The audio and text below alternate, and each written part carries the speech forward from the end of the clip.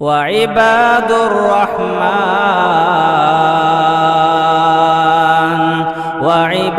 الرحمن الذين يمشون على الأرض هونا وإذا خاطبهم الجاهلون قالوا سلاما۔ تو اپنے گھروں کو کم سے کم فتح کرو، اپنے خاندانوں کو کم سے کم فتح کرو، اپنے معاشرے کو فتح کرو، اپنے گلیوں کو فتح کرو، اپنے بستیوں کو فتح کرو، اور یہ فتح عقید توحید کے ذریعے ہونی چاہیے، یہ فتح عقید توحید کے ذریعے ہونی چاہیے۔ شرک کی بیخ کو نہیں کرو، اسلام کی محبت کا جام پلاؤ اور توحید کا جام لوگوں کو پلاؤ، یہ فتح بھی آپ کی عظیم فتح ہوگی۔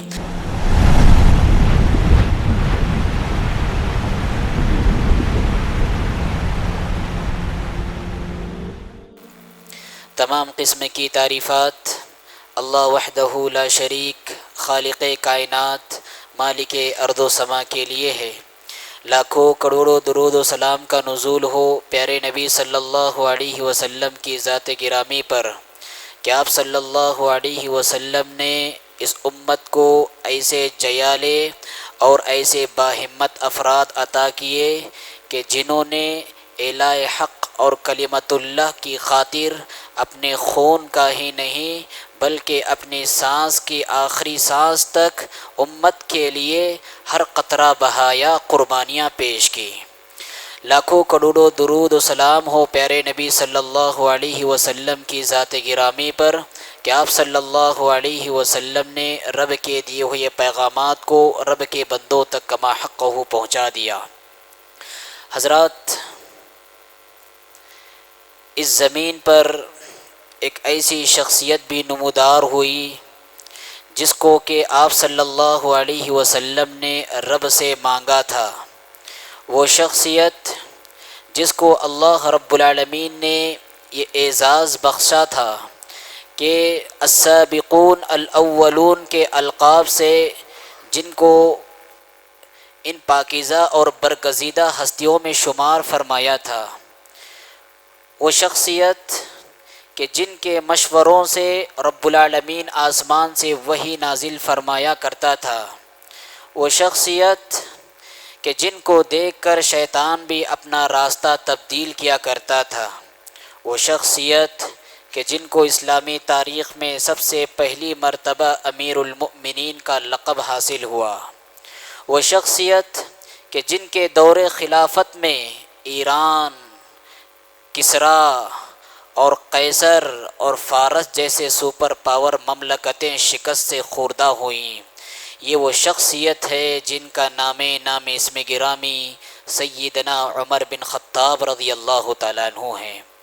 عمر بن خطاب رضی اللہ تعالیٰ عنہ، آپ کی کنیت اللہ کے رسول صلی اللہ علیہ وسلم نے ابو حفص کے نام سے رکھی تھی۔ حفص کا معنی ہوتا ہے شیر۔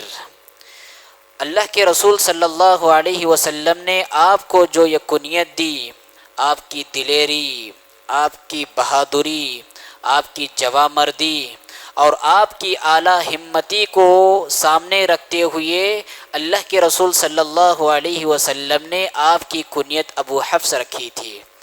آپ کی پیدائش اللہ کے رسول صلی اللہ علیہ وسلم سے 13 برس پہلے ہوئی اور آپ کی وفات بھی اللہ کے رسول صلی اللہ علیہ وسلم کی وفات کے 13 برس بعد ہوئی۔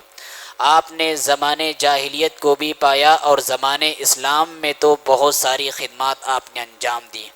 زمانے جاہلیت میں مکی معاشرے میں آپ نے کفار مکہ کے ساتھ مسلمانوں کو بڑی اذیتیں دی، بڑے امتحانات سے گزارا اور بڑی آزمائشوں سے دوچار کیا۔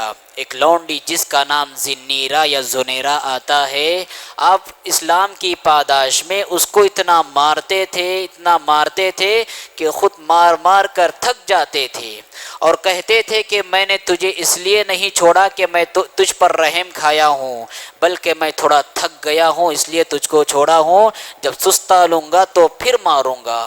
آپ کی سختی مثالی سختی تھی، آپ مسلمانوں کے در پر تھے، مسلمانوں کا عرص حیات تنگ کر رہے تھے، بظاہر ایسے آثار نظر آ رہے تھے کہ آپ اسلام قبول نہیں کریں گے، آپ کا اسلام لانا کوئی ممکنہ تصور میں سے نظر نہیں آ رہا تھا۔ ایک مرتبہ حضرت عمر بن خطاب رضی اللہ تعالی عنہ آپ کے ظلم و ستم سے پریشان ہو کر اور کفار مکہ کے ظلم و ستم سے پریشان ہو کر میاں بیوی دونوں نے ہجرت حبشہ کا پلان بنایا، اس میں سے میاں کا نام تھا عامر رضی اللہ تعالیٰ عنہ اور بیوی کا نام تھا لیلہ رضی اللہ تعالیٰ عنہا۔ دونوں نے جب ہجرت حبشہ کا پلان بنایا، عمر بن خطاب رضی اللہ تعالیٰ عنہ سامنے آ گئے اور پوچھنے لگے کہاں جا رہے ہو؟ یہ لیلہ خاتون نے کہا کہ تم ہم پر ظلم کر رہے ہو، ہمیں آزادی کے ساتھ جینے نہیں دے رہے ہو، عبادت کرنے کا موقع نہیں دے رہے ہو، طرح طرح سے ستا رہے ہو، اس لیے ہم نے ہجرت حبشہ کا پلان بنایا ہے۔ عمر بن خطاب رضی اللہ تعالیٰ عنہ نے جب اس خاتون کے جملے سنے تو آپ کے ضمیر نے آپ کو ملامت کی اور اس خاتون کو کہا صاحبکم اللہ، اللہ کا ساتھ تمہارے ساتھ ہو، اور اس کے بعد تم سفر آسانی سے کرو۔ ان کے شوہر نے کہا اے لیلہ ذرا بتلاؤ، کیا تمہیں ایسی امید نظر آتی ہے کہ عمر بن خطاب مسلمان ہوں گے؟ لیلہ نے کہا کہ عمر بن خطاب رضی اللہ تعالیٰ عنہ جو ہم پر ظلم کرتے ہیں، ہم کو ستاتے ہیں، معمولات کے خلاف ان کا یہ رویہ مجھے بتا رہا ہے کہ بہت جلد مسلمان ہوں گے۔ ان کے شوہر نے کہا نہیں لیلہ نہیں، یہ مسلمان نہیں ہو سکتے، جب تک عمر کی گدی مسلمان نہیں ہو سکتی تب تک عمر بھی مسلمان نہیں ہو سکتے۔ مطلب یہ تھا کہ عمر کا مسلمان ہونا ناقابل یقین تصور ہے۔ آپ بتائیں جو چیز ناممکن تھی کیا وہ چیز ممکن نہیں ہو گئی؟ اللہ کے رسول صلی اللہ علیہ وسلم نے جب رب العالمین کے بارگاہ میں اپنے دونوں ہاتھ اٹھائے، آپ کی مراد عمر بن خطاب رضی اللہ تعالیٰ عنہ تھی، آپ کی چاہت عمر بن خطاب رضی اللہ تعالیٰ عنہ تھی، آپ کا انتخاب عمر بن خطاب رضی اللہ تعالیٰ عنہ تھی۔ اللہ کے رسول صلی اللہ علیہ وسلم دعا کر رہے ہیں اللہم اعز الاسلام بأحب الرجلین الیک، اے اللہ دونوں شخصیتوں میں سے جو شخصیت تجھے سب سے زیادہ محبوب ہے اس شخصیت کو اسلام قبول کرنے کی توفیق عطا فرما اور اس کے ذریعے اسلام کو اس زمین پر سر بلند فرما۔ ابو جہل ایک شخصیت، عمر بن خطاب رضی اللہ تعالیٰ عنہ دوسری شخصیت۔ اللہ رب العالمین کی نظر انتخاب عمر بن خطاب رضی اللہ تعالیٰ عنہ پہ پڑی اور نتیجے میں اللہ کے رسول صلی اللہ علیہ وسلم کی دعائے بابرکت کا نتیجہ تھا کہ ناممکن چیز بھی ممکن ہو گئی کہ عمر بن خطاب رضی اللہ تعالیٰ عنہ مسلمان ہو گئے۔ آپ کے اسلام لانے سے قبل کچھ ایسے واقعات ہو گئے کہ جس واقعات کی وجہ سے آپ کا دل نرم پڑتا تھا۔ ایک مرتبہ اللہ کے رسول صلی اللہ علیہ وسلم خانہ کعبہ میں سورہ حاقہ کی تلاوت فرما رہے تھے۔ کیا ہے سورہ حاقہ میں؟ سورہ حاقہ میں برباد بستیوں کا تذکرہ ہے، سورہ حاقہ میں قیامت کی ہولناکیوں کا تذکرہ ہے، سورہ حاقہ میں جہنمیوں کا تذکرہ ہے، سورہ حاقہ میں جنتیوں کا تذکرہ ہے۔ اللہ کے رسول صلی اللہ علیہ وسلم سورہ حاقہ کی تلاوت فرما رہے تھے الحاقۃ ما الحاقۃ وما ادراک ما الحاقۃ کذبت ثمود وعاد بالقارعۃ فاما ثمود فاہلکوا بالطاغیہ۔ اللہ کے رسول پڑھتے جا رہے تھے اور عمر بن خطاب رضی اللہ تعالی عنہ کا دل منور ہوتا جا رہا تھا، لیکن وہ اپنے آپ کو یہ کہہ کر تسلی دے رہے تھے اے عمر کیوں متاثر ہو رہے ہو، یہ کسی شاعر کا کلام ہے۔ اتنے میں اللہ کے رسول نے سورہ حاقہ کی آیت تلاوت فرمائی وما هو بقول شاعر، یہ کسی شاعر کا کلام نہیں۔ انہوں نے اپنے دل کو تسلی دی شاید یہ کسی کاہن جادوگر کا کلام ہے۔ اتنے میں اللہ کے رسول نے تلاوت کی وما هو بقول کاہن، یہ کسی کاہن اور جادوگر کا کلام نہیں ہے۔ عمر بن خطاب پریشان، یہ نہ کسی جادوگر کا کلام ہے اور نہ ہی کسی شاعر کا کلام ہے، آخر ہے تو کیا ہے؟ آپ نے تلاوت فرمائی تنزیل من رب العالمین، یہ رب العالمین کا عرش سے نازل کیا ہوا کلام ہے۔ ایسے کچھ حادثات ہو گئے تھے، واقعات رونما ہوئے تھے آپ کے اسلام قبول کرنے سے قبل، جس نے آپ کے دل کی زمین کو ہموار کیا، جہاں پر اسلام کا بنج آہستہ سے اور پروان چڑھ سکتا تھا، لیکن بنیادی کردار اللہ کے رسول صلی اللہ علیہ وسلم کی دعا نے ادا کیا، جس کا سبب آپ قبول اسلام کی شکل میں ہمارے سامنے آیا۔ حضرات، عمر بن خطاب رضی اللہ تعالیٰ عنہ کی بہادری، آپ کی جواں مردی اور آپ کی دلیری سبحان اللہ پورے عرب معاشرے میں مسلم تھی۔ جب لوگ مسلمان ہوتے تھے تو چھپ چھپ کر مسلمان ہوتے تھے، گویا کہ اس دور میں مکہ کی اس سرزمین میں اسلام قبول کرنا آگ کا انگارہ اپنے ہاتھ میں لینے کے مترادف تھا۔ لیکن جب عمر بن خطاب رضی اللہ تعالیٰ عنہ مسلمان ہوئے، آپ نے پوچھا ذرا بتاؤ تو صحیح، مکہ کے اس معاشرے میں سب سے زیادہ تیز نیوز پہنچانے والا کون ہے؟ آپ کو بتلایا گیا کہ جمیل بن معمر نامی شخص ہے، جو سوشل میڈیا کے اعتبار سے انتہائی تیز ہے، 5G سے زیادہ تیز ہے، اور وہ اس کے گھر میں پہنچ گئے اور اس سے کہا جانتے ہو عمر بن خطاب آج کے دن مسلمان ہوئے ہیں۔ وہ کپڑے لپیٹتے ہوئے سمیٹتے ہوئے خانہ کعبہ کے دروازے پر آتا ہے اور چیخ کر کہتا ہے لوگوں عمر بن خطاب بے دین ہو گیا ہے۔ عمر بن خطاب نے پیچھے سے کہا عمر بن خطاب بے دین نہیں، دیندار ہو گیا ہے، وہ اللہ پر ایمان لا چکا ہے، اللہ کے رسول پر ایمان لا چکا ہے۔ یہ آپ کی بہادری جواں مردی کا حوالہ تھا۔ اور اسی طرح سے جب لوگ ہجرت کرتے تھے، رات کی تاریکیوں میں ہجرت کرتے تھے، منہ چھپا کر ہجرت کرتے تھے، سہمے سہمے ڈرے ڈرے ہجرت کرتے تھے، لیکن جب عمر بن خطاب رضی اللہ تعالی عنہ نے ہجرت فرمائی، آپ نے اعلان عام کیا اور کہا لوگوں عمر بن خطاب فلاں دن ہجرت کر رہا ہے، کسی کے اندر اگر دم ہو تو فلاں وادی کے پاس آئے اور دکھائے عمر بن خطاب کو روک کر۔ وہ اپنی اگر ماں کو بیوہ کرنا چاہتا ہے، وہ اپنی بیوی کو بیوہ کرنا چاہتا ہے تو فلاں وادی کے پاس عمر بن خطاب کو روک کر دکھائے۔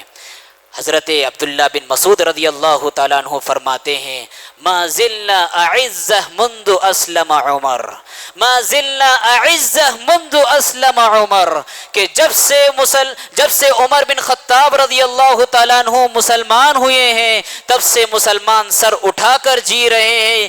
خانہ کعبہ میں مسلمان چھپ چھپ کر داخل ہوتے تھے، چھپ چھپ کر نماز پڑھتے تھے، لیکن عمر بن خطاب کیا مسلمان ہوئے؟ سر اٹھا کر بے خوف و خطر خانہ کعبہ میں داخل ہو کر مسلمان نماز پڑھنا شروع کیے۔ اگر آپ کی فضائل کی بات کی جائے سبحان اللہ، بڑی منقبتوں کی مالک تھی یہ ہستی اور بڑی عظیم خصوصیات کی مالک تھی یہ ہستی، بڑے فضائل آپ کے بارے میں اللہ کے رسول صلی اللہ علیہ وسلم نے بیان فرمائے۔ سب سے بڑی بات اللہ کے رسول صلی اللہ علیہ وسلم نے ارشاد فرمائی لو کان نبی بعدی لکان عمر، لو کان نبی بعدی لکان عمر، لوگوں نبوت اور رسالت کا سلسلہ میرے ذات پر ختم ہو گیا، اگر یہ نبوت اور رسالت کا سلسلہ جاری و ساری ہوتا تو یاد رکھو میرے بعد نبوت کا تاج عمر بن خطاب رضی اللہ تعالیٰ عنہ کے سر پر پہنایا جاتا۔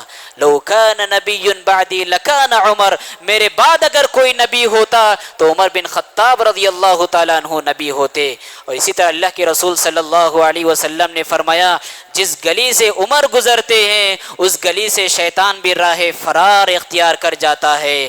وہ جسے دیکھ کر شیطان بھی اپنا رستہ بدلتا تھا، وہ جسے دیکھ کر شیطان بھی اپنا رستہ بدلتا تھا، وہ جس کی ایک نظر سے کفر کا ایوان دہلتا تھا۔ حضرات یہ وہ شخصیت تھی جو زمین پر چلتی تھی لیکن اس شخصیت کا محل جنت میں تعمیر ہو چکا تھا۔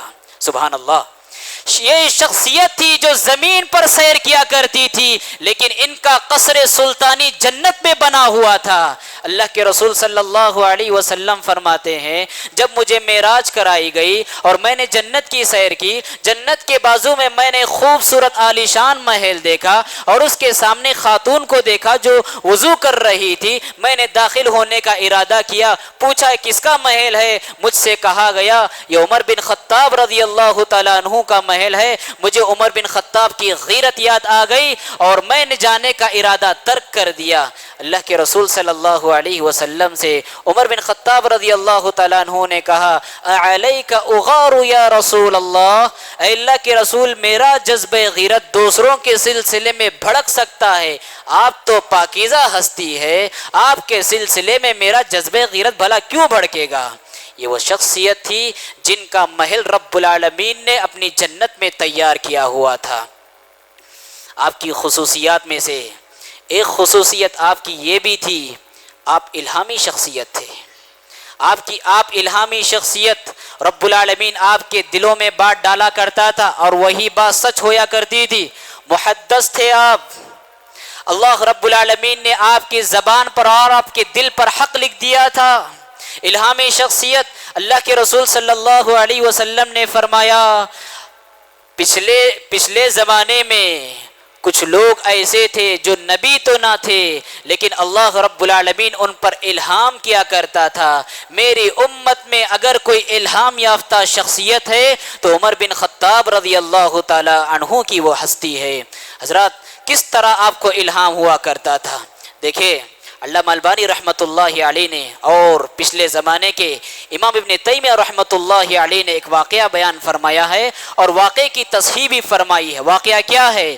آپ منبر رسول پر خطاب کر رہے تھے، دوران خطاب آپ نے کہا یا ساریۃ الجبل، اے ساریہ پہاڑ کے دامن میں آؤ، پہاڑ کے دامن میں آؤ۔ آپ کی مراد کو آپ کے سامعین سمجھ نہیں پا رہے تھے۔ دراصل آپ نے ایک سریہ اور ایک قافلہ جنگ کے لیے روانہ فرمایا تھا اور وہاں پر ہو یہ رہا تھا مشرکین مسلمان پر غالب آ رہے تھے، مسلمان پیٹ پھیر کر بھاگ رہے تھے۔ عمر بن خطاب رضی اللہ تعالیٰ عنہ نے ندا لگائی یا ساریۃ الجبل، اے ساریہ اپنے قافلے کو لے کر پہاڑ کی دامن میں آؤ۔ آپ کی آواز وہاں تک پہنچا دی گئی اور نتیجے میں ہارتی ہوئی جنگ مسلمانوں کے ہاتھ میں آ گئی، مسلمان فتح یاب ہو گئے۔ آپ الہامی شخصیت تھی۔ لوگ ہمیں کہتے ہیں کہ اہل حدیث لوگ کرامات کو نہیں مانتے۔ کون نہیں مانتا؟ ہاں کرامات کو اس طرح نہیں مانتے جس طرح کے اہل بدعت مانتے ہیں اور غلو کرنے والے مانتے ہیں۔ اہل حدیث کرامات کو مانتے ہیں اور عمر بن خطاب رضی اللہ تعالیٰ عنہ کا یہ الہام کرامات کی سبیل سے ہے، لیکن وہ کرامات مانتے ہیں جو اتھنٹک ہو، جو صحیح سند سے آ جائے، جو بسند صحیح ہم تک پہنچے، وہ کرامات کو اہل حدیث مانتا ہے۔ الغرض حضرت عمر بن خطاب رضی اللہ تعالیٰ عنہ الہامی شخصیت تھی اور آپ کی شخصیت وہ تھی زمین پر بیٹھ کر اللہ کے رسول صلی اللہ علیہ وسلم کو مشورے دیا کرتے تھے اور آپ کے مشوروں کے مطابق رب العالمین آسمان سے کلام نازل کیا کرتا تھا۔ سبحان اللہ، آپ کے موافقت میں اللہ رب العالمین نے آسمان سے وحی نازل کی۔ ایک مرتبہ اللہ کے رسول صلی اللہ علیہ وسلم سے آپ نے کہا اے اللہ کے رسول کاش ہم مقام ابراہیم کو مصلی بنا لیتے۔ آسمان سے فوراً وحی نازل ہوئی واتخذوا من مقام ابراہیم مصلی۔ آپ اللہ کے رسول صلی اللہ علیہ وسلم کو مشورہ دے رہے تھے، اے اللہ کے رسول آپ کے ازواج مطہرات کے پاس اچھے لوگ بھی آتے ہیں، برے لوگ بھی آتے ہیں، برے سے مراد منافقین، لہٰذا آپ اپنی خواتین کو پردہ کرائیے۔ آسمان سے وحی نازل ہو گئی وَإِذَا سَأَلْتُمُوهُنَّ مَتَاعًا فَاسْأَلُوهُنَّ مِنْ وَرَاءِ حِجَابٍ۔ بدر کے 70 قیدیوں کے بارے میں آپ صلی اللہ علیہ وسلم نے مشورہ لیا۔ ابو بکر رضی اللہ تعالیٰ عنہ نے مشورہ دیا مسلمان مالی اعتبار سے کمزور ہے، فدیہ لے لیا جائے اور چھوڑ دیا جائے۔ عمر بن خطاب رضی اللہ تعالیٰ عنہ نے مشورہ دیا اے اللہ کے رسول ان میں سے جو قریبی رشتہ دار ہے اس کے ہاتھ میں تلوار دے دی جائے اور جو جس کا قریبی رشتہ دار ہے وہ اس کے سر کو تن سے جدا کرے۔ اللہ کے رسول صلی اللہ علیہ وسلم نے ابو بکر صدیق رضی اللہ تعالیٰ عنہ کے مشورے کو قبول کیا۔ آسمان سے آیت نازل ہو گئی ما كان لنبي ان يكون له اسرى حتى يثخن في الارض تريدون عرض الدنيا والله يريد الاخره۔ عمر رضی اللہ تعالیٰ عنہ کا مشورہ برحق ہے۔ آپ نے مشورہ دیا اے اللہ کے رسول یہ عبداللہ بن ابی بن سلول یہ منافقوں کا سردار ہے، انہیں مسلمانوں کو اس نے اتنی تکلیفیں دی ہیں، آپ کو اتنی تکلیفوں سے گزارا ہے، لہٰذا اس کی نماز جنازہ مت پڑھیے۔ اللہ کے رسول صلی اللہ علیہ وسلم نے کہا اللہ رب العالمین نے تو مجھے منع نہیں فرمایا ہے، میں پڑھوں گا۔ اللہ کے رسول نے پڑھائی، آسمان سے وحی نازل فرمائی، اللہ رب العالمین نے وَلَا تُصَلِّ عَلَىٰ أَحَدٍ مِّنْهُمْ مَاتَ أَبَدًا وَلَا تَقُمْ عَلَىٰ قَبْرِهِ۔ یہ وہ ہستی ہے زمین پر بیٹھ کر آپ مشورے دیا کرتے تھے، آسمان سے وحی بن کر آپ کا مشورہ نازل ہوا کرتا تھا۔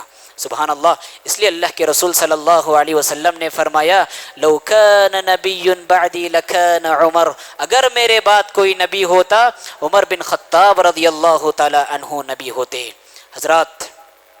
حضرت ابو بکر صدیق رضی اللہ تعالیٰ عنہ کی دور اندیشی پر قربان جائیے، آپ کی فراست اور آپ کی حکمت پر قربان جائیے۔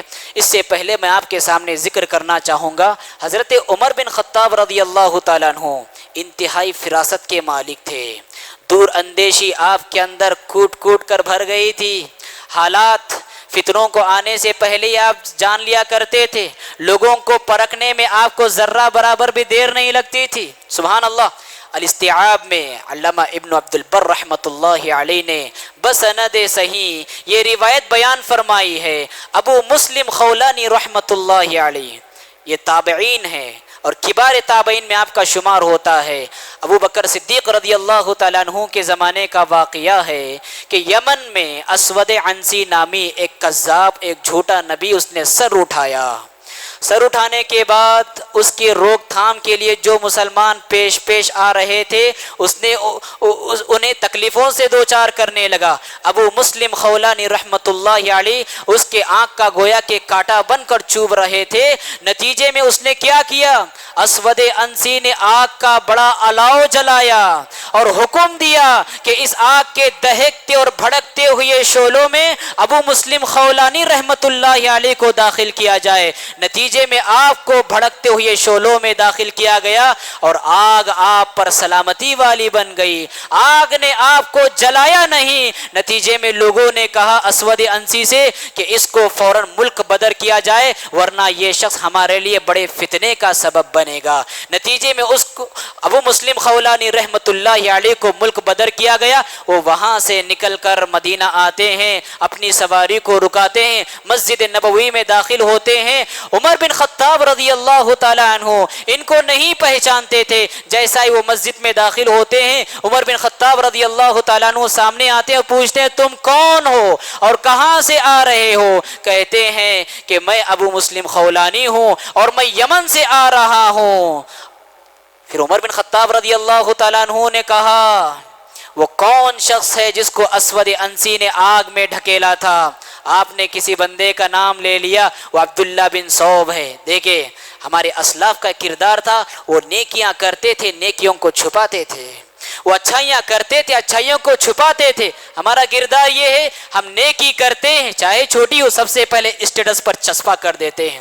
ابو مسلم خولانی رحمت اللہ علیہ نے کہا کہ وہ عبداللہ بن صوب ہے۔ عمر بن خطاب رضی اللہ تعالیٰ عنہ کی فراست کہہ رہی تھی وہ کوئی اور نہیں، وہ تم ہو۔ اللہ کی قسم تمہیں میں قسم الہی دے کر پوچھتا ہوں کیا تم نہیں ہو؟ ابو مسلم خولانی رحمت اللہ علیہ نے کہا ہاں اللہ کی قسم وہ میں ہی ہوں۔ آپ نے ان کو گلے سے لگایا، معانقہ کیا، ہاتھ پکڑ کر ابو بکر صدیق رضی اللہ تعالیٰ عنہ کے پاس لے گئے اور کہنے لگے الحمدللہ الذی لم یمتنی حتی ارانی فی امت محمد صلی اللہ علیہ وسلم۔ تمام تعریف اس اللہ رب العالمین کے لیے ہے جس نے مجھے جیتے جی اس زمین پر ایسے شخص کا دیدار کرایا جس شخص پر کہ ایسا ہی حادثہ گزرا جیسا حادثہ کہ ابراہیم خلیل اللہ علیہ السلام پر گزرا۔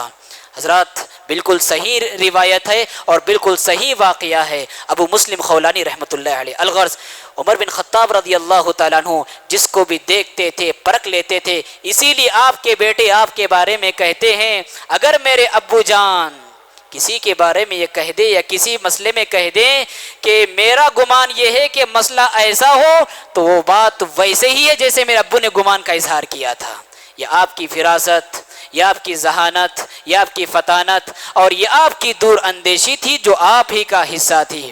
اور ابو بکر صدیق رضی اللہ تعالی عنہ کے بعد جب آپ خلیفہ ہو گئے تو آپ نے خلافت کا مقصد دین کی حفاظت کو بنایا، دین کی حفاظت کو آپ نے خلافت کا مقصد بتلایا، اسلام کی حفاظت کو اپنی خلافت کا مقصد آپ نے بنایا، توحید کی حفاظت کو آپ نے اپنی خلافت کا مقصد بنایا۔ اور سبحان اللہ، جو فتنے آپ اللہ کے رسول صلی اللہ علیہ وسلم نے جو فتنوں کی پیشن گوئی دی، حضرت عمر بن خطاب رضی اللہ تعالیٰ عنہ نے ایک مرتبہ حذیفہ بن یمان رضی اللہ تعالیٰ عنہ سے پوچھا، اے حذیفہ بن یمان، تم رازدار رسول ہو، اللہ کے رسول صلی اللہ علیہ وسلم نے فتنوں کے بارے میں بہت ساری پیشن گوئیاں دی ہیں، ذرا ان پیشن گوئیوں کے تعلق سے ہمیں بھی کچھ حدیثیں سناؤ۔ حذیفہ بن یمان رضی اللہ تعالیٰ عنہ کہنے لگے، اے عمر بن خطاب رضی اللہ تعالیٰ عنہ، آپ کو ان فتنوں سے کیا سروکار، آپ کے اور فتنوں کے درمیان ایک بند دیوار ہے، ایک بند دروازہ ہے۔ عمر بن خطاب رضی اللہ تعالیٰ عنہ نے پوچھا، آیا وہ دروازہ کھولا جائے گا یا توڑا جائے گا؟ حذیفہ بن یمان نے کہا وہ دروازہ توڑا جائے گا۔ اور جب آپ کی وفات ہوئی تو لوگوں نے حذیفہ بن یمان سے پوچھا، کیا تمہاری مراد کو اللہ کے رسول حضرت عمر بن خطاب سمجھ رہے تھے کہ وہ بند دروازہ جو ہے عمر بن خطاب ہی ہے، اور توڑنے کا مطلب یہ ہے کہ آپ کو شہید کیا جائے گا؟ کیا آپ کی مراد کو سمجھ رہے تھے؟ حضرت حذیفہ بن یمان رضی اللہ تعالیٰ عنہ نے کہا، جس طرح عمر بن خطاب کو رات کے بعد صبح کے آنے کا یقین ہے، اسی طرح ان کو یقین تھا کہ توڑے جانے والا دروازہ وہ خود عمر بن خطاب رضی اللہ تعالیٰ عنہ تھے۔ اور سبحان اللہ، آپ کی فراست کے تعلق سے میں نے یہ بات بیان فرمائی، اور دیکھیے آپ کی فراست خلافت کے بعد آپ کیسے دور اندیش تھے، آپ کیسے صاحب فراست تھے کہ وقت سے پہلے ہی فتنے کو بھانپا کرتے تھے اور فتنے کو وہی کچل دیتے تھے کہ وہ سر نہ اٹھا سکے۔ بیت رضوان کا واقعہ بڑا مشہور ہے۔ ایک درخت کے سائے میں اللہ کے رسول صلی اللہ علیہ وسلم نے 1400 صحابہ سے ایک بیعت لی تھی جس کو بیعت الرضوان کے نام سے جانا گیا۔ اور لوگ آپ کے زمانے میں کیا کر رہے تھے؟ مکہ سے مدینہ جانے والے لوگ اور مدینہ سے مکہ جانے والے لوگ بیت الرضوان کے درخت کے نیچے نماز پڑھ رہے تھے۔ عمر بن خطاب رضی اللہ تعالیٰ عنہ نے کہا، یہ نسلیں یہاں پر نماز پڑھ رہی ہیں، آنے والی نسلیں ایسا کرے گی کہ درخت کو معبود بنا کر پوجا شروع کر دے گی۔ نتیجے میں آپ نے درخت کی بیخ کنی کر دی، درخت کو آپ نے توڑوا کر پھینکوا دیا۔ یہ آپ کی دور اندیشی ہے، یہ آپ کی فراست ہے، یہ آپ کی حکمت ہے۔ اسی طرح سے اور ایک حوالہ آپ کی حکمت اور فراست کا، حضرت خالد بن ولید رضی اللہ تعالیٰ عنہ کا ہم نے نام سنا ہے۔ کون ہے یہ اسلامی سپہ سالار کے بہت عظیم کمانڈر، اور آپ کی سب سے بڑی خوبی یہ تھی کہ اسلام لانے سے پہلے آپ نے جتنی جنگیں لڑی اور اسلام لانے کے بعد جتنی جنگیں آپ نے لڑی، کسی جنگ میں آپ کو شکست حاصل نہ ہوئی۔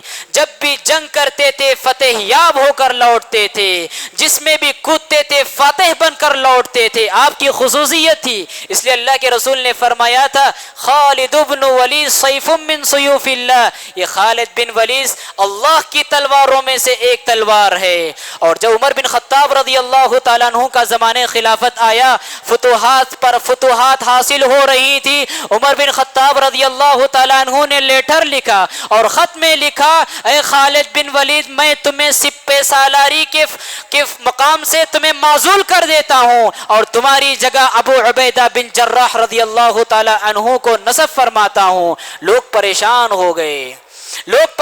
ہو گئے، جس کی کمانڈنگ میں اور جس کے زیر قیادت مسلمان علاقوں پر علاقے فتح کرتے جا رہے ہیں، اور عمر بن خطاب رضی اللہ تعالی عنہ نے ایسی ہستی کو معزول فرمایا۔ دراصل عمر بن خطاب رضی اللہ تعالی عنہ امت مسلمہ کو یہ سبق پڑھانا چاہ رہے تھے کہ مسلمانوں، یہ جو تمہیں فتح حاصل ہو رہی ہے، یہ جو تمہیں کامیابیاں حاصل ہو رہی ہیں، یہ جو تمہیں زمینیں حاصل ہو رہی ہیں، یہ خالد بن ولید کی فنون مہارت کی وجہ سے نہیں، ان کی قابلیت اور لیاقت کی وجہ سے نہیں، یہ محض اللہ رب العالمین کی نصرت اور اس کی تائید کی وجہ سے حاصل ہو رہی ہیں۔ یہ توحید کا سبق پڑھانے کے لیے حضرت عمر بن خطاب رضی اللہ تعالیٰ عنہ نے خالد بن ولید کو معزول فرمایا۔ کتنا دور تک سوچتے تھے آپ، اور کتنی گہری آپ کی سوچ تھی، کیسی مدبرانہ سوچ تھی، کیسی مفکرانہ آپ کی سوچ تھی۔ حضرات، اللہ کے رسول صلی اللہ علیہ وسلم نے اپنے زمانے میں پیشن گوئیاں دی۔ کس سلسلے میں پیشن گوئیاں دی؟ فتوحات کے سلسلے میں پیشن گوئیاں دی کہ فلاں علاقہ فتح یاب ہوگا، فلاں علاقے پر مسلمان حکمرانی کریں گے، فلاں زمین مسلمانوں کی ہوگی۔ اور اس میں سے اکثر پیشن گوئیاں عمر بن خطاب رضی اللہ تعالی عنہ کے زمانے میں مکمل ہو گئی۔ اللہ کے رسول صلی اللہ علیہ وسلم نے ایک مرتبہ ارشاد فرمایا، ان اللہ تعالی زوالی الارض فرأيت مشارقها ومغاربها وإن أمتي سيبلغ ملكها ما زوي لي منها۔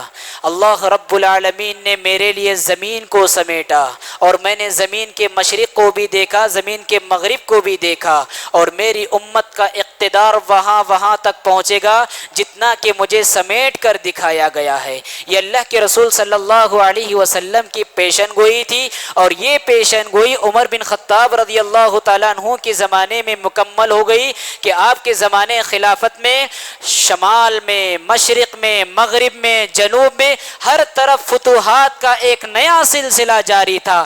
شام آپ کے زمانے خلافت میں فتح یاب ہوا، مصر آپ کے زمانے خلافت میں فتح یاب ہوا، ایران آپ کے زمانے خلافت میں فتح یاب ہوا، اور سب سے عظیم فتح بیت المقدس، مسجد اقصی کو فتح کرنے والے مسلمان عمر بن خطاب رضی اللہ تعالیٰ عنہ کے زمانے میں، مسجد اقصی کو مسلمانوں کے حوالے کرنے والے مسلمان عمر بن خطاب رضی اللہ تعالیٰ عنہ کے زمانے میں، جب مسجد اقصی کو مسلمانوں نے گھیرا، نتیجے میں عیسائی اور کرسچن مغلوب ہو گئے، اور وہ کہنے لگے ہم تمہارے ہاتھوں مسجد اقصی کی چابیاں دینے کے لیے تیار ہیں، لیکن ہماری ایک شرط ہے۔ پوچھا گیا وہ کیا شرط ہے؟ تو کہنے لگے ہم تمہارے خلیفہ کے ہاتھوں ہی میں مسجد اقصی کی چابیاں دینے کے لیے تیار ہیں۔ حضرت ابو عبیدہ بن جراح رضی اللہ تعالیٰ عنہ نے عمر بن خطاب رضی اللہ تعالیٰ عنہ کو لیٹر جاری کیا۔ عمر بن خطاب رضی اللہ تعالیٰ عنہ مشورے کے بعد وہاں سے نکلے، آپ کے ساتھ ایک غلام ہے۔ آپ پہنچتے پہنچتے جب ملک شام کے قریب تک پہنچے، ابو عبیدہ بن جراح آپ کا استقبال کے لیے سامنے آئے تو دیکھا آپ کو پراگندہ بال ہیں، پراگندہ حال ہے، کپڑے گرد آلود ہیں۔ آپ کو مشورہ دیتے ہوئے کہا ہل غیرت ثیابک، کاش آپ نے اپنا لباس چینج کیا ہوتا، کاش آپ نے صفائی اختیار کر لی ہوتی۔ یہ بڑے پادری ہیں، یہ بڑے پوپ ہیں، یہ عیسائیت کے بڑے رہنما ہیں، یہ آپ کے ہاتھ میں چابیاں دینے والے ہیں، اور آپ کی صورتحال یہ ہے کاش آپ نے لباس کو چینج کیا ہوتا۔ مشورہ کوئی برا نہیں تھا، لیکن آپ نے بھاپا کہ احساس مروبیت ان کی باتوں سے ٹپک رہی ہے۔ آپ نے فرمایا اے عبیدہ بن جراح، یاد رکھو تمہارے علاوہ اگر کوئی دوسرا یہ بات کہتا تو میں اسے سخت ترین سزا سے دوچار کرتا۔ یاد رکھو انا كنا اذل قوم فاعزنا الله بالاسلام ومهما ابتغينا العزة بدونه اذلنا الله، ہم دنیا کے سب سے ذلیل ترین قوم تھے، عزت اللہ رب العالمین نے اسلام کے ذریعہ عطا فرمائی ہے۔ اگر ہم اس عزت کو، اگر ہم اس اقتدار کو، اگر ہم اس رفعت کو، اگر ہم اس بلندی کو، اگر ہم اس سربلندی کو، اسلام کو چھوڑ کر کسی اور دوسری چیز میں اختیار کرنا چاہیں گے، اذلنا اللہ، رب العالمین ذلیل کر کے رکھ دے گا۔ اس کے بعد آپ بیت المقدس میں داخل ہوئے، عیسائیوں سے آپ کی ملاقات ہوئی اور انہوں نے آپ کے سپرد چابی کی، اور جب عیسائیوں نے آپ کو دیکھا تو انہیں یاد آ گیا ہماری تورات میں، ہماری انجیل میں جو خوبیاں کے فاتح بیت المقدس کی لکھی ہوئی ہیں، اس کی تصویر آج ہم عمر بن خطاب کی شکل میں اپنے سامنے دیکھ رہے ہیں۔ سبحان اللہ۔ نوجوانوں، اگر آپ بیت المقدس کو فتح نہیں کر سکتے ہو، اگر آپ فلسطین کو فتح نہیں کر سکتے ہو، تو اپنے گھروں کو کم سے کم فتح کرو، اپنے خاندانوں کو کم سے کم فتح کرو، اپنے معاشرے کو فتح کرو، اپنے گلیوں کو فتح کرو، اپنے بستیوں کو فتح کرو، اور یہ فتح عقید توحید کے ذریعے ہونی چاہیے، یہ فتح عقید توحید کے ذریعے ہونی چاہیے۔ شرک کی بیخ کو نہیں کرو، اسلام کی محبت کا جام پلاؤ اور توحید کا جام لوگوں کو پلاؤ، یہ فتح بھی آپ کی عظیم فتح ہوگی۔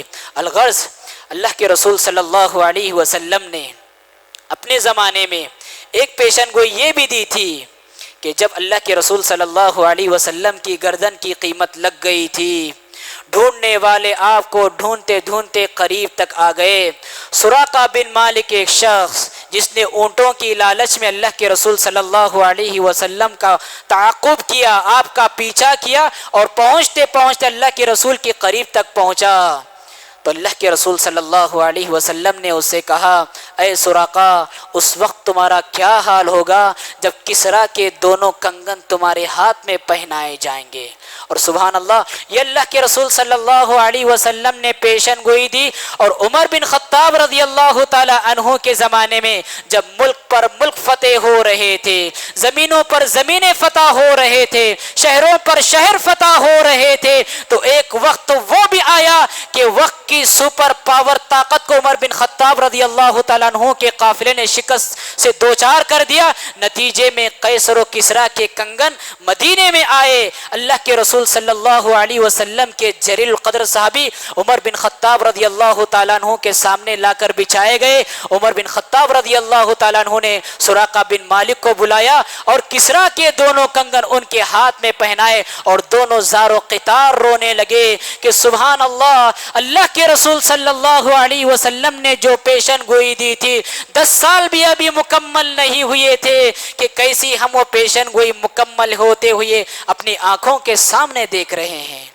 حضرات، ہزاروں مربع کلومیٹر پر خلافت کرنے والا یہ حکمران، اس کی سادہ مزاجی اور سادہ زندگی پر قربان جائیے کہ ایران کا ایک نمائندہ، شاہ ایران کا ایک نمائندہ، یہ مسلمانوں کے حالات کا جائزہ لینے کے لیے مدینہ تشریف لاتا ہے۔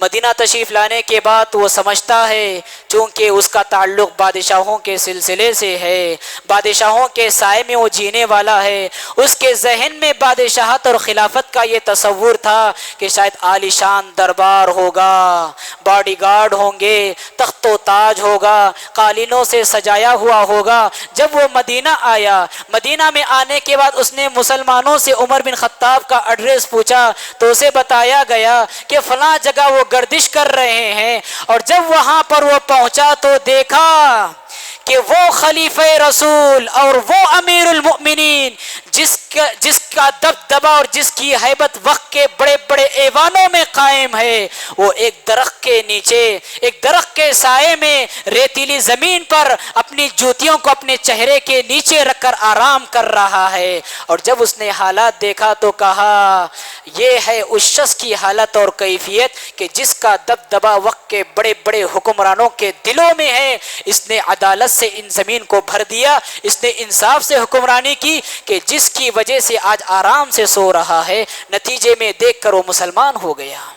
سبحان اللہ، یہ آپ کی سادہ مزاجی تھی، یہ آپ کا لائف اسٹائل تھا، یہ آپ کا طرز زندگی تھا، یہ آپ کی صبح و شام تھی، اور یہ آپ کی معمولات زندگی تھی۔ حضرات، اللہ کے رسول صلی اللہ علیہ وسلم نے یہ پیشن گوئی دی تھی کہ عمر بن خطاب رضی اللہ تعالیٰ عنہ آگے چل کر شہید ہوں گے۔ اثبت احد فانما علیک نبی صدیق و شہیدان۔ یہ پیشن گوئی اس طرح مکمل ہوئی کہ مغیرہ بن شعبہ رضی اللہ تعالیٰ عنہ کے ایک غلام تھے جس کا نام تھا ابو لولو فیروز۔ یہ اللہ کے رسول صلی اللہ علیہ وسلم کی پیشن گوئی کے ٹھیک ٹھاک اعتبار سے عمر بن خطاب رضی اللہ تعالیٰ عنہ کے پاس ایک مرتبہ شکایت لے کر آیا۔ کیا شکایت؟ شکایت یہ تھی کہ اے عمر، میرا جو آقا ہے مغیرہ بن شعبہ، وہ مجھ سے زیادہ رقم وصول کرتا ہے، آپ ان سے ذرا کہیں کہ کم سے کم رقم وصول کرے۔ عمر بن خطاب نے اسی کو نصیحت کرتے ہوئے کہا اپنے آقا کے ساتھ بھلائی کرو، ان کی ڈیمانڈ کو مکمل کرو۔ نتیجے میں دشمنی کو اپنے سینے میں جگہ دینے لگا اور آپ کے خلاف ایک ہتھیار تیار کرنے لگا، 2 دھاری ہتھیار۔ ایک مرتبہ آپ فجر کی نماز پڑھنے کے لیے مسجد نبوی میں تشریف لائے اور وہ پیچھے چھپا بیٹھا تھا۔ اور جیسا ہی آپ نے اللہ اکبر کہہ کر فجر کی نماز کے لیے رکعت باندھی، یہ ابو لولو فیروز مجوسی پیچھے سے آتا ہے اور آپ پر مستقل 6 حملے کرتا ہے، اور ایک حملہ آپ کے ناف کے نیچے کرتا ہے جس کی وجہ سے آپ کی ساری آنتیں کٹ جاتی ہیں، آپ دھڑام سے نیچے گرتے ہیں۔ عبد الرحمن بن عوف کو مصلی پر بھیجا جاتا ہے، وہ جلدی سے نماز مکمل کرتے ہیں، اور جب یہ قاتل پیٹ پھیر کر بھاگنے والا ہوتا ہے، مسلمان پکڑنے والے ہوتے ہیں، مزید 13 صحابہ کو زخمی کرتا ہے، نتیجے میں 7 صحابہ شہید ہوتے ہیں، اور ایک صحابی کپڑا ڈال کر اسے پکڑ لیتے ہیں، اور جب اس کو معلوم ہو جاتا ہے کہ وہ پھنس گیا ہے، نتیجے میں خود کو ذبح کر لے جاتا ہے۔ عمر بن خطاب رضی اللہ تعالیٰ عنہ کو آپ کے محل میں، آپ کے گھر میں لے جایا گیا، اور لے جانے کے بعد آپ نے پوچھا کہ میرا قاتل کون ہے؟ تو بتایا گیا کہ مغیرہ بن شعبہ کا غلام ابو لولو فیروز مجوسی ہے۔ آپ نے اللہ کا شکر ادا کیا، شکر ہے اس اللہ کا جس نے کسی مسلمان کے ہاتھوں سے میرے خون کو رنگین نہیں فرمایا۔ اور آپ ہمیشہ دعا کیا کرتے تھے، اللہم ارزقنی شہادتا فی سبیلک وجعل موتی فی بلد رسولک، اے اللہ مجھے شہادت کی موت نصیب فرمانا، اور وہ موت جو موت کے مدینۃ الرسول میں مجھے آ جائے۔ اور آپ نے اس کے بعد مشروب منگایا گیا، دودھ لایا گیا، آپ کو پلایا جا رہا ہے، لیکن چونکہ ساری آنتیں آپ کی کٹی ہوئی تھی، جیسا ہی پلایا جاتا آنتوں کے راستے سے ساری چیزیں باہر نکل جاتی۔ مسلمان سب سمجھ گئے کہ عمر بن خطاب رضی اللہ تعالیٰ عنہ کی سانسوں کی بس چند ساعتیں باقی ہیں۔ آپ نے عبداللہ بن عمر آپ کے بیٹے سے کہلوا بھیجا، جاؤ عائشہ صدیقہ رضی اللہ تعالیٰ عنہ کے حجرے میں اور اجازت لے لو کہ میں چاہتا ہوں، میری بڑی خواہش ہے ابو بکر صدیق رضی اللہ تعالیٰ عنہ کے پہلو میں مجھے دفن کیا جائے۔ آپ عائشہ صدیقہ رضی اللہ تعالیٰ عنہ کے پاس آتے ہیں، دیکھتے ہیں کہ عائشہ صدیقہ رضی اللہ تعالیٰ عنہ بھی رو رہی ہیں۔ آپ سے اجازت لے کر داخل ہونے کے بعد آپ کی خواہش ظاہر کرتے ہیں۔ عائشہ صدیقہ رضی اللہ تعالیٰ عنہ کہتی ہیں، میری خواہش تھی کہ میرے شوہر اور میرے باپ کے پہلو میں میں مدفون ہوں، لیکن آج میں اپنی خواہش پر عمر بن خطاب رضی اللہ تعالیٰ عنہ کی خواہش کو قربان کرتی ہوں۔ نتیجے میں عمر بن خطاب رضی اللہ تعالیٰ عنہ کا چند ہی لمحات میں وہ اس دنیا سے رخصت ہو جاتے ہیں، شہادت کے رتبے پر فائز ہوتے ہیں۔ اور سبحان اللہ، یہ وہ گھڑی تھی جو سارے مسلمانوں پر گویا کہ قیامت بن کر ٹوٹ پڑی تھی۔ سارے مسلمان پریشان تھے۔ عمر بن خطاب رضی اللہ تعالیٰ عنہ کا یہ حادثہ اچانک مسلمانوں کی پیٹھ پر ٹوٹ پڑا تھا، اور عمر بن خطاب رضی اللہ تعالیٰ عنہ نے چند صحابہ کے 6 صحابہ کی مشورتی ٹیم قائم فرمائی اور کہا کہ اپنے مشوروں سے 6 صحابہ میں سے جس کو چاہے تم امیر بنا لو۔ آپ نے اپنے بیٹے کو امارت اور خلافت کی ذمہ داری نہیں سونپی۔ یہاں ہمیں درس ملتا ہے کہ جو حکمران ہوتے ہیں، جو ذمہ دار ہوتے ہیں، اقربا پروری، خاندان پرستی کا مزاج جن کے اندر ہوتا ہے، ان سے درس ملتا ہے کہ اللہ کے لیے جینے کا یہ انداز ہوتا ہے کہ جو صاحب حیثیت ہو، جو صاحب لیاقت ہو، جو صاحب مہارت ہو، اس کے ہاتھ میں ذمہ داری سونپی جائے۔ اور اس طرح 63 سال پا کر سن 23 ہجری میں آسمان نبوت کا یہ روشن ستارہ ہمیشہ کے لیے غروب ہو جاتا ہے۔ آپ کی مدت حکومت ٹھیک 10.5 سال ہوتی ہے کہ جس میں آپ نے خلافت فرمائی۔ گاندھی جی نے کیا ہی خوب فرمایا تھا، اگر مزید 10 سال عمر بن خطاب کو حکومت ملتی تو نہ جانے ساری دنیا اسلام اور مسلمانوں سے لبالب بھر جاتی۔ میں دعا کرتا ہوں رب العالمین سے، بار الہ ہم سب کو صحابہ کے نقش قدم پر چلنے کی توفیق عطا فرما، بار الہ اسوہ صحابہ کو اپنی زندگی میں نافذ کرنے کی توفیق عطا فرما، منہج صحابہ کو اپنانے کی توفیق عطا فرما، صحابہ کرام سے دل و جان سے محبت کرنے کی توفیق عطا فرما۔ اقول قولی ھذا واستغفر اللہ لی ولکم ولسائر المسلمین فاستغفروہ انہ ھو الغفور الرحیم۔